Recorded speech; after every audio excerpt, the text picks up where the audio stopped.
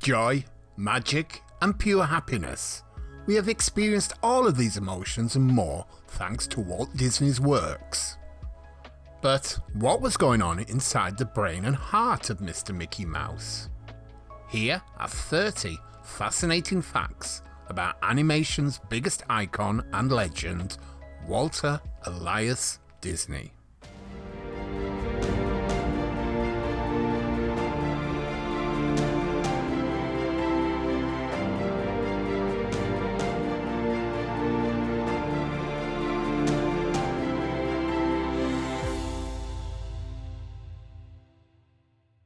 Number 1. He loved entertaining from a young age. As a teenager, Walt was all about costumes and performing. He loved wearing uniforms as a cadet in high school and in various odd jobs. Young Walt even got the chance to play Peter Pan, the boy who wouldn't grow up, in a school performance after seeing the show on stage. Walt later recalled that his brother Roy was in charge of the ropes that used to hoist him over the stage to simulate flying. It was just one of their many creative collaborations.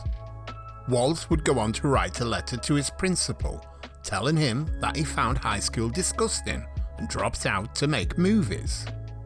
He and a friend, Russell Mass, invested in a movie camera and began making amateur children's movies of their own. Number 2. He had a strained relationship with his father. Walt's father, Elias Disney, didn't get Walt's passion of comedy and entertainment. Elias was a serious individual who enforced tight rules. But on occasion, when Walt would make him laugh, he would laugh until he had tears in his eyes. Elias did, however, pay for Walt's cartooning lessons, and Walt continued to express his extreme regards for him. Number 3. In order to enlist, he falsified his birth certificate. At the age of 16, Walt dropped out of high school. World War I had just broken out, and he was eager to join the fight. But he was too young to enlist, and his father, Elias, refused to clarify Walt's age when he applied to enlist in the military. So he forged a birth certificate claiming he was 18 years old. All I can say is Walt's artistic talents must have extended to forgery, because the fake certificate worked. Walt joined the Red Cross American Ambulance Corps and got shipped off to France, where he drove ambulances for a wartime hospital. Number 4. He was friends with the founder of McDonald's. While stationed at a military training base in South Beach, Connecticut, Disney befriended a 15-year-old corpsman named Ray Kroc. Kroc would go on to purchase McDonald's from its original founders and turn it into the global empire. Like Walt, Kroc also lied about his age to enlist. Kroc nicknamed Walt Diz and called him a strange duck, and recalled, "Whenever we went into town to chase the girls, he stayed in camp drawing pictures." Kroc wrote to Disney many years later about building a McDonald's in Disneyland, but the idea never materialized. Number 5. He started in advertising. Before founding his studio, Walt secured a job as an artist for an ad agency, telling his Auntie Margaret, "Auntie, they're paying me to draw." However, he didn't get to draw for long. Young Walt was laid off a month later. After failing to bring in enough business of his own, Walt eventually wound up reluctantly working for Kansas City Film Ad Company. It was while working here for this ad company that he learned about a new thing called animation. Number 6. His animation studio failed hard. Walt saw the enormous potential of this new media of animation and formed Laugh-O-Gram Films in Kansas City at the age of 20. They made several short animation adaptations of fairy tales, and Walt hired many of the early day pioneers of animation. The studio was plagued with money issues, and at one point Disney lived in his office and took a bath once a week at the Union Station. After a particularly bad business deal, he was forced to file for bankruptcy. Disney later said, "I think it's important to have a good hard failure when you're young." Number 7. He and his brother Roy had a feud that divided the company. After Walt's first studio went bankrupt, he started the Disney Brothers studio with the help of his older brother Roy Disney, a banker. Shortly after, Walt changed the name to the Walt Disney Studios. But this wasn't the first indication that the brothers always didn't agree with each other. Roy was more level-headed than Walt, and the two clashed frequently. When you worked at Disney, you were either Walt's boys or one of Roy's boys. Sometimes they argued bitterly in front of the employees and didn't speak for months. But things were eventually patched up, and there is now a Roy Disney train and a statue of him with Minnie Mouse at Disney World. Number 8. Walt borrowed a Christmas present for his wife for Lady and the Tramp. One Christmas, Walt wanted to surprise his wife Lily with a little chow pup. So, on Christmas morning, he placed a puppy in a hat box. Lily, thinking it was a hat, was at first annoyed because she preferred to buy her clothes herself. When she opened the box and saw the puppy, her entire mood changed. Walt said he'd never seen anybody so crazy over an animal. It was obviously one of his favourite memories because he placed a near-identical scene in his animated classic Lady and the Tramp. Oh, how sweet. You like her, darling? Oh, I love her. What a perfectly beautiful little lady. Number 9. A character he created was stolen from him. In 1927, Walt signed his up-and-coming studio to a deal to make animations for Universal Studios. The star of these cartoons was Oswald, the Lucky Rabbit, an optimistic but bumbling character who instantly became a huge hit. However, when Walt quit Universal, the studio kept his character and continued producing more Oswald cartoons, changing both his look and personality. Walt was left feeling burned by the whole situation and began creating a new character that was just his, Mickey Mouse. Number 10. Mickey Mouse had a terrible original name. After his frustrating experience with Universal Studios, in which he lost the rights to his character Oswald the Lucky Rabbit, Walt was determined to invent a new star for his own series of animated shorts. His new creation was a cheerful mouse, but he didn't immediately get the name right. Walt initially called his most iconic creation Mortimer Mouse. His wife Lillian, perhaps realising that nobody would buy a t-shirt with a mouse named Mortimer on them, gave him some gentle feedback, saying, "I don't think that would be good for the mouse's name. Let's call him Mickey," and well, the rest is history. Number 11.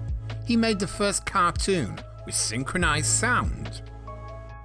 By 1928, Walt had made 2 silent Mickey Mouse shorts. For the third, he wanted a new challenge, adding sound that perfectly matched up to the character's actions on screen, which had never been done before in a cartoon. To get the effects right, Walt had the voice actors, the orchestra, and the sound effects all perform their parts live in the studio. He printed a bouncing ball on the animation to keep everyone in sync, and it worked a charm. The name of this short? Steamboat Willie. Number 12. Fantasia began as a series of experimental shorts.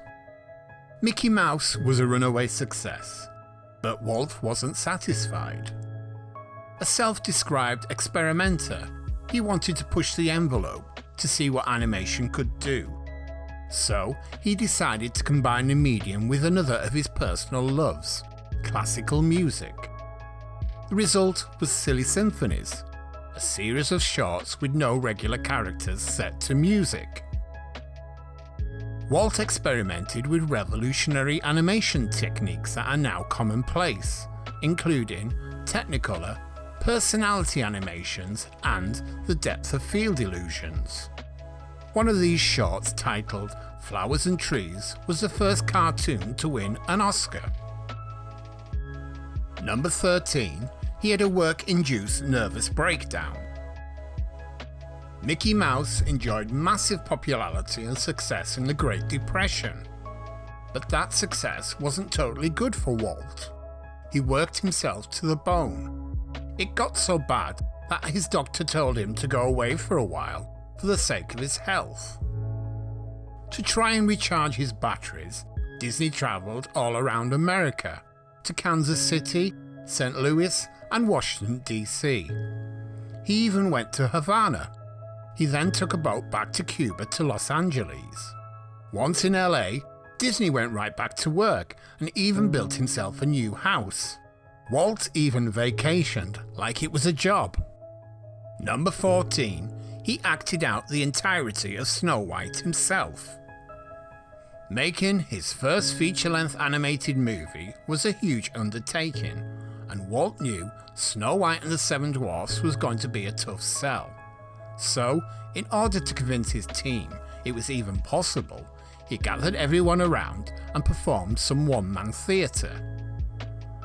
Walt acted out the entire movie by himself, from beginning to end. He fully performed each character, mimicking their physical stature and characteristics, and even giving each one a unique voice. True to form, Walt captured everyone's imagination and convinced them that the whole thing could work. Art director on Snow White, Ken Anderson, said, "We were spellbound. He was all by himself and he acted out this fantastic story." Number 15. Everyone thought Snow White was a bad idea. After lots of successes with animated shorts, Walt decided to make his first feature-length cartoon. Everybody thought it was a terrible idea, Walt said. It was prophesied that nobody would sit through a cartoon an hour and a half long, but we decided to go for broke. Production issues delayed the release dates, and ballooning costs fueled the fire. But on October the 21st, 1937, Walt finally released Snow White and the Seven Dwarfs to huge success. We realised we were in a new business. We had been heavily in debt, and within 6 months we had $1 million in the bank. Number 16. Walt played with miniatures as a hobby. In 1939, Walt discovered miniatures, very small renderings depicting real-life things, and he immediately fell in love, claiming, "When I work with these small objects, the cares of the studio fade away." Among his collection included tiny alcohol bottles, cigarette cases, and tools. Walt never stopped thinking how he could turn his private interests into entertainment. He came up with the idea to display tons of miniatures, including elaborate ones he had built himself in a travelling roadshow. He later reworked many of his ideas for a miniature roadshow into Disneyland. Number 17. Walt was friends with Salvador Dali. Salvador Dali is a surreal artist known for his mind-bending works of clocks melting. Seems like a far cry from the family-friendly sweetness of Walt's work, right? And yet, the two became friends in the 30s and 40s, writing each other fan letters until they finally met in person in 1945. Walt was inspired by Dali's work, and Dali called Disney one of the greatest American surrealists. the two giants started working together on a project called Destino, with DALI coming to Burbank to work on drawings and animations. Ultimately, they scrapped the project due to creative differences, but they remained friends. Number 18. Walt couldn't agree with his animators on Pinocchio. Originally, animators Ollie Johnston and Frank Thomas designed Pinocchio to look like an actual wooden puppet. But Walt hated the design, thinking no one will be able to sympathise with a lead character that was literally made of wood. So he halted production and made them change him. With the new design approved, Disney stepped in to stop production once again. This time he felt Pinocchio was too easily tricked by the film's evil characters. So he and his team created Jiminy Cricket to act as Pinocchio's conscience and made the story about Pinocchio learning to do the right thing.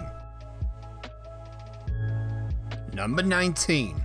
Walt used Donald Duck for World War II propaganda. One day after the bombing of Pearl Harbor, the United States Army took over half of Walt's Burbank studio to house their troops. But Walt wanted to help even further. His team created tons of military training films, as well as educational shorts, and designed over 1,000 insignias completely free of charge. In particular, Donald Duck became a public face for American patriotism and duty during the Second World War. He starred in a series of shorts depicting him on the front lines of the war in Europe. In the US, Donald's image helped sell savings bonds and make them appealing to children. Number 20. There's a heart-wrenching reason why Bambi's mother dies. From Bambi to Frozen, mother figures are generally absent in Disney movies, or they suffer tragic deaths early on. As it turns out, there's a heartbreaking reason for this. Walt may have felt indirectly responsible for his own mother's death. Walt bought a house for his parents after he hit it big. He had some of his studio employees go over to fix the furnace, but they did this wrong, and his mum inhaled the poisonous gases and died. Walt never talked about this tragedy publicly. Number 21. Walt brought real animals into the studio to make Bambi. We still haven't completely recovered from the death of Bambi's mum. But beyond being a movie that totally messed us up as kids, Bambi is known for the incredible realistic animation of its animal characters. So how did they do that? Walt wanted the animals to look as real as possible, but knew they still had to move like cartoons. To achieve that balance, he brought in real, live deers to the studio, and had his animators observe the animals and draw them under close supervision of art instructors. Number 22. Walt always put his family first. Despite being an incredibly busy pioneer and studio head, Walt was fully devoted to his family. He doted on his wife Lillian Disney and their two daughters, Diane and Sharon. Walt would also drive his girls to school every day until they could drive themselves. Sharon later said of her famous father, "We weren't raised with the idea that this is a great man who was doing things that no one else has done. He was our daddy. He was the man who went to work every morning and came home every night." Number 23. Mary Poppins helped Walt buy the land for Disney World. Did you know the reason why Walt Disney World in Florida exists today is down to the 1964 Disney classic Mary Poppins being a box office hit worldwide? Mary Poppins cost $6 million to make, and it became the highest grossing movie of 1964, and at the time of its release was Disney's highest grossing movie ever, with the movie making $31 million at the box office. Mary Poppins did so well that by June 1965, Walt Disney was able to buy 27,000 acres of land near Orlando for his brand new secret Project Florida. To put that into perspective, Anaheim's Disneyland covers less than 300 acres. The first purchase of land cost Walt just over $1 million and was recorded on May 3, 1965, for 8,380 acres of swampland. Number 24. Walt took elements of Disneyland from a Danish theme park. Walt gets a lot of credit for inventing the modern idea of a theme park, and deservedly so. But he was greatly inspired by the Tivoli Gardens, a famous European amusement park with roller coasters, musical attractions, and exhibits depicting an idealized version of the world. Sounds a lot like Disneyland, doesn't it? There are pictures of Walt visiting the park before Disneyland opened, and it's clear he borrowed many of the park's aesthetics and mission statements, including a pirate ship and parades. What's more, It's a Small World is nearly identical to the Tivoli Garden ride called the Flying Trunk. Number 25. Walt funded Disneyland himself. In the 1950s, people viewed amusement parks as being unsafe and kind of gross. But Walt envisioned a park which could be exciting and well constructed as his animated creations. The problem was, nobody wanted to give him the money to build it. Walt recalled, "I kept working on it and working on it with my own money." True to his words, Walt sold his life insurance policy and in 1952 self-funded his own company to work on Disneyland. He called it WWII Enterprises, and today it is known as Walt Disney Imagineering. Number 26. The beginning of Disneyland was not so great. Disneyland opened on July the 17th, 1955. Walt's grand imaginative experiment was finally ready for the public, and it went badly. The day was so hot that women's high heels were sticking to the asphalt, and none of the park's drinking fountains were working due to the plumbers' strike. Rides were malfunctioning, people forged tickets, resulting in absurdly long lines. Critics called the disastrous opening Black Sunday, but Disney was determined to learn from this experience, later saying, "You may not realise it when it happens, but a kick in the teeth may be the best thing in the world for you."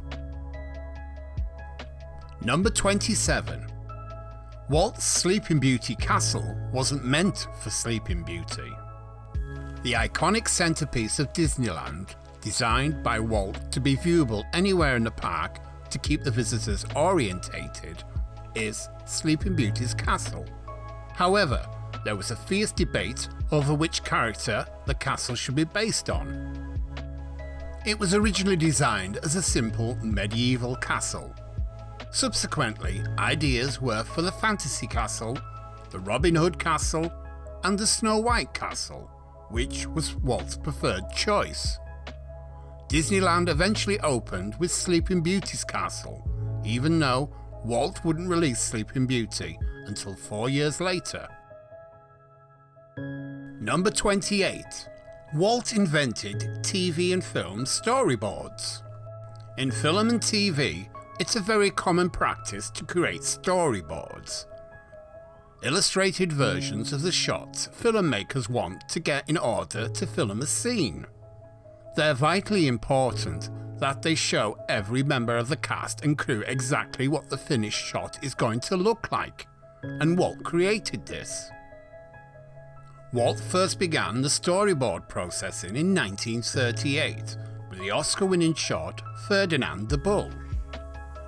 He and his animators found that planning the shot out with storyboards gave them control and creativity early in the process, making sure the final product was as good as possible. Number 29. The Disney logo is a fake signature. If you showed the Walt Disney logo to anyone in the world, they'll recognize it in an instant.